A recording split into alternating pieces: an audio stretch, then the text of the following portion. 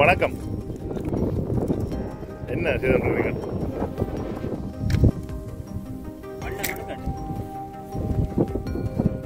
வணக்கம் மக்களே, நாங்கள் இப்போது யாழ்ப்பாணத்தின் பூம்புகார் பகுதிக்கு வந்திருக்கின்றோம். இந்த பூம்புகார் பகுதியை பலரும் அறிந்திருக்க மாட்டார்கள். இந்த பகுதியானது அரியாலை கிழக்கு பகுதியாக இருக்கின்றது. இந்த கிராமத்துக்கு வருகை தருவதற்கும் இங்கே வந்தபின் திரும்பி செல்வதற்குமான பாதையாக ஒரே ஒரு பாதைதான் காணப்படுகின்றது, அதாவது ஒற்றை வழி பாதை. இதன் காரணத்தினால் பலரும் இந்த கிராமத்தை அறிந்திருக்க மாட்டார்கள். பூம்புகார் பகுதியில் நாங்கள் இப்போது அரியாலை A9 வீதியிலிருந்து 10 கிலோமீட்டர்கள் தள்ளி நின்று கொண்டிருக்கின்றோம். இந்த பூம்புகார் கிராமத்தை சூழவும் கடல் காணப்படுகின்றது. நாங்கள் இப்போது வந்திருக்கக்கூடிய இந்த பகுதியிலே பாரம்பரிய முறைகளை பயன்படுத்தி இறால் பிடிக்கும் ஒரு நடவடிக்கையை ஒருவர் செய்து கொண்டிருக்கின்றார்.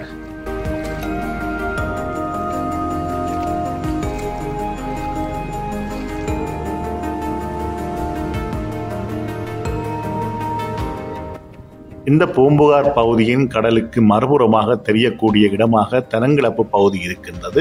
அந்த தெனங்கிழப்பு பகுதியிலே காற்றாலைகளை பூட்டி மின் உற்பத்தி செய்கின்றார்கள். அந்த விடயங்களை கூட நாங்கள் இங்கிருந்து பார்க்கக்கூடிய மாதிரி இருக்கின்றது. இந்த விடயங்களை பார்த்த பின்னர் நாங்கள் இந்த இடத்திலிருந்து விடைபெற்று அரியாலை A9 வீதியை நோக்கி செல்ல இருக்கின்றோம். செல்லக்கூடிய வழியில் இருக்கக்கூடிய இயற்கையின் அழகான காட்சிகளையும் நாங்கள் காட்சிப்படுத்த இருக்கின்றோம்.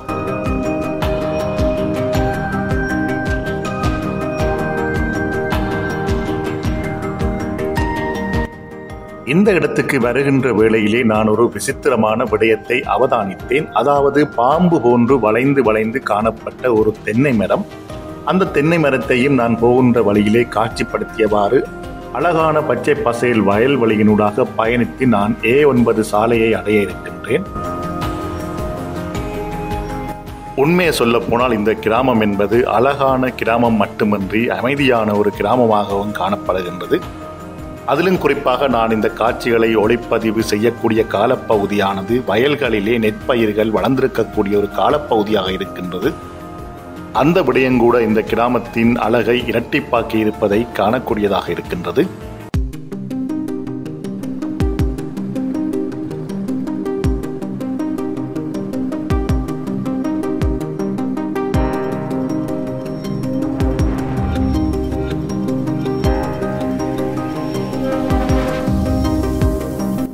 இந்த கிராமத்தில் வாழ்பவர்கள், இந்த கிராமத்துக்கு வந்து செல்லக்கூடியவர்கள் மட்டுமே பயணிக்கக்கூடிய வீதியாகத்தான் இந்த வீதி இருக்கின்றது. அதனால்தான் இந்த வீதி எப்போதுமே வெறிச்சோடிய ஒரு வீதியாக காணப்படுகின்றது.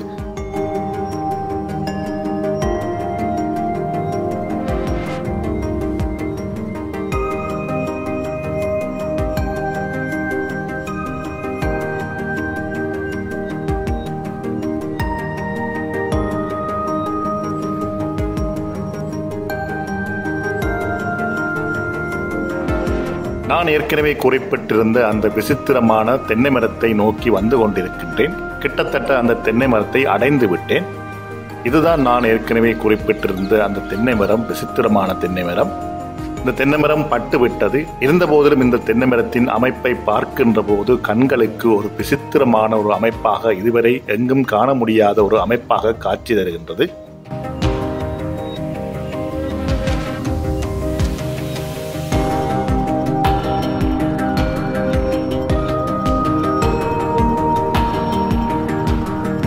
அந்த விசித்திரமான தென்னை மரத்தை பார்த்துவிட்டு நான் இப்போது A9 வீதியை நோக்கி உங்களை அழைத்துச் சென்று கொண்டிருக்கின்றேன். இந்த கிராமத்திலே சுற்றுலாத்துறையை மேம்படுத்துவதற்கான பல முயற்சிகளும் மேற்கொள்ளப்பட்டு வருகின்றது. அதன் காரணத்தினால் இந்த கிராமத்திலே பல விடுதிகளும் காணப்படுகின்றன. இப்போது நான் A9 வீதியை நெருங்கிவிட்டேன். இப்போது நான் உங்களை கேரநகர் பகுதிக்கு அழைத்துச் செல்ல இருக்கின்றேன். கேரநகரில் இருக்கக்கூடிய கடற்கரையாக இருக்கக்கூடிய கோவளம் கடற்கரை, அதற்கு அருகில்தான் கோவளம் வெளிச்ச வீடு காணப்படுகின்றது. அந்த கடற்கரை பகுதியிலே ஒரு ராட்சச ஆமை ஒன்று கரை ஒதுங்கியிருப்பதாக சொன்னார்கள். அந்த விடயத்தையும் நான் உங்களுக்கு காட்சிப்படுத்துவதற்காக உங்களை அழைத்து வந்திருக்கின்றேன்.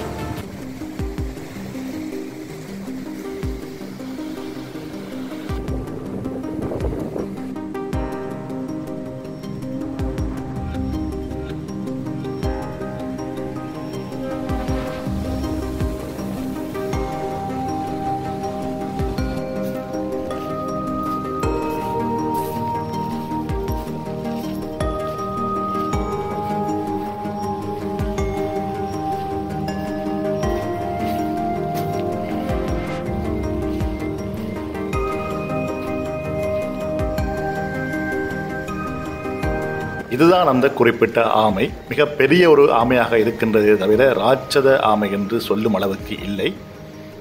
இந்த விடயத்தை பார்த்து கொண்டு நான் மூன்றாவதாக இன்னும் ஒரு கிராமத்துக்கு அழைத்து செல்ல போகின்றேன். இயற்கையின் அழகை மொத்தமும் வைத்திருக்கக்கூடிய ஒரு யாழ்ப்பாணத்து கிராமமாக அந்த கிராமம் இருக்கின்றது.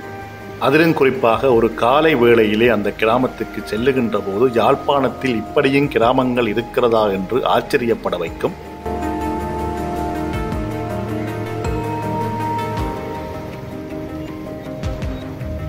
நான் இப்போது கோப்பாய் பாலத்தை கடந்து கைதறியை நோக்கி சென்று கொண்டிருக்கின்றேன். கைதறியை அடைந்த பின்னர் நான் உங்களை யாழ்ப்பாணத்தின் ஒரு வயல்வெளி கிராமமாக இருக்கக்கூடிய மிக மிக அழகான கிராமமாக இருக்கக்கூடிய மரவன்புலவு கிராமத்துக்கு அழைத்து செல்ல இருக்கின்றேன். ஒரு காலை வேளையிலே அந்த கிராமத்தின் அழகை பார்ப்பது என்பது பலருக்கும் வாய்க்காது. காலை சூரியன் தன்னுடைய பொற்கதிர்களை பரப்பி எங்களை வரவேற்று இப்போது நாங்கள் மரவன்புலவு கிராமத்தை அடைந்திருக்கின்றோம். இந்த மரவன்புலவு கிராமத்தின் ஒட்டுமொத்த அழகும் இந்த வயல்வெளிகளில் தான் தங்கி இருக்கின்றது. அந்த விடயங்களையும் நாங்கள் இப்போது பார்த்து கொண்டிருக்கின்றோம்.